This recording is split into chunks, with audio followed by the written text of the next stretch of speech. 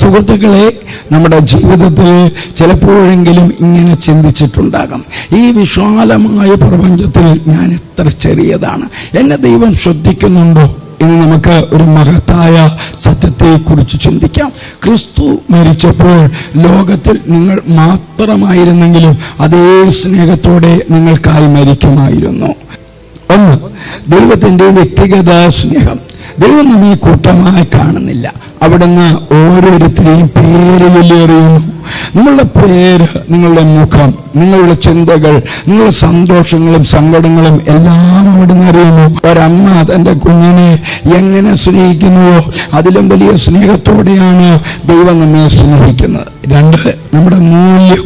ലോകം നമ്മെ എങ്ങനെ കാണുന്നു എന്നതല്ല, ദൈവം നമ്മെ എങ്ങനെ കാണുന്നു എന്നതാണ് പ്രധാനം. നമ്മൾ ഒരിക്കലും വെറും ഒരക്കമല്ല, നമ്മൾ ഓരോരുത്തരും അവിടുത്തെ കണ്ണിലെ കൃഷ്ണമണിയാണ്.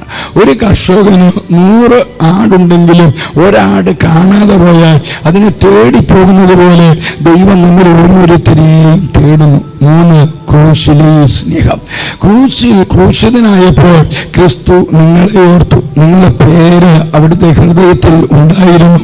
ലോകത്തിൽ നിങ്ങൾ മാത്രമായിരുന്നെങ്കിലും അതേ സ്നേഹത്തോടെ, അതേ ത്യാഗത്തോടെ അവിടുന്ന് മരിക്കുമായിരുന്നു. ഇത് എത്ര അത്ഭുതകരമായ സ്നേഹമാണ്! ഒരു രാജാവ് ഒരു ഭിക്ഷക്കാരന് വേണ്ടി മരിക്കുന്നതിനേക്കാൾ വലിയ സ്നേഹം. ഈ സ്നേഹം നമ്മിൽ നിന്ന് എന്താണ് ആവശ്യപ്പെടുന്നത്?